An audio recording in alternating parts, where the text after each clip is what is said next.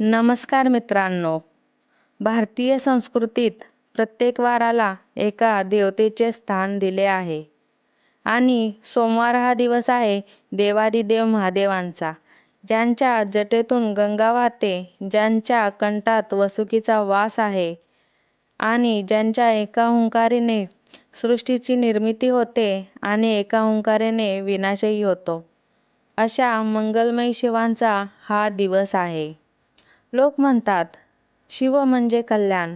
सोमवार हा केवळ उपवासाचा दिवस नसून आपल्या मनाला स्थिर करण्याचा आणि शिवांशी जोडण्याचा दिवस आहे. महादेव हे साधेपणाचे प्रतीक आहेत, तर इतर देवांना सुवर्ण अलंकार हवे असतात, पण माझ्या भोळ्या शंकराला फक्त एक तांब्या पाणी आणि बेलपत्र अर्पण केले तरी ते प्रसन्न होतात. तुम्ही शिवांचे रूप पाहिले आहे का? मस्तकावर चंद्र.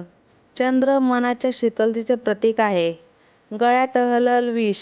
जगाचे दुःख स्वतः पिऊन जगाला वाचवण्याची शक्ती माझ्या शिवामध्ये आहे. तिसरा डोळा. विवेकाची सृष्टी, जी वासना आणि अहंकाराला जाळून भस्म करते. महादेव हे वैराग्य शिकवते आणि संसारात राहूनही अलिप्त कसे राहावे याचा मार्ग दाखवतात. पुराणात सोमवारच्या व्रताची एक सुंदर कथा आहे. एक गरीब सावकाराला पुत्रप्राप्ती झाली, पण त्याचे आयुष्य केवळ 12 वर्ष होते. तरीही सावकाराने महादेवाचा विश्वास सोडला नाही.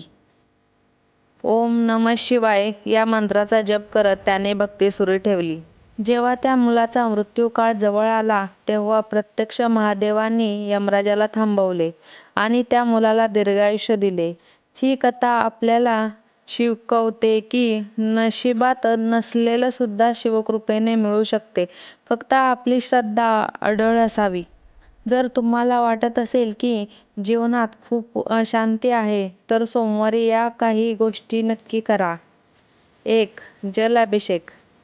तांब्याच्या कलशातून शिवलिंगावर पाणी अर्पण करा, तुमचे मन शांत होईल. 2. बेलपत्र अर्पण. त्रिदल त्रिगुणकार असे म्हणतात. शिवाला बेलपत्र अर्पण केले यामुळे पापक्षालन होते. 3. मौन आणि ध्यान. 5 मिनिटे शांत बसून ओम नमः शिवाय या मंत्राचा उच्चार करा. हा मंत्र साधी अक्षरे नसून ऊर्जेचा स्रोत आहे. शेवटी इतकंच सांगेन, महादेवाला शोधायला हिमालयात जाण्याची गरज नाही. ते तुमच्या विश्वासात आहेत, तुमच्या सेवेत आहेत आणि तुमच्या कर्मात आहेत. ज्यांच्या मनात शिव आहे त्यांच्या कशाचीही भीती नाही. येणारा सोमवार तुमच्या आयुष्यात सुख, समृद्धी आणि भक्ती घेऊन येवो. हर हर महादेव. धन्यवाद.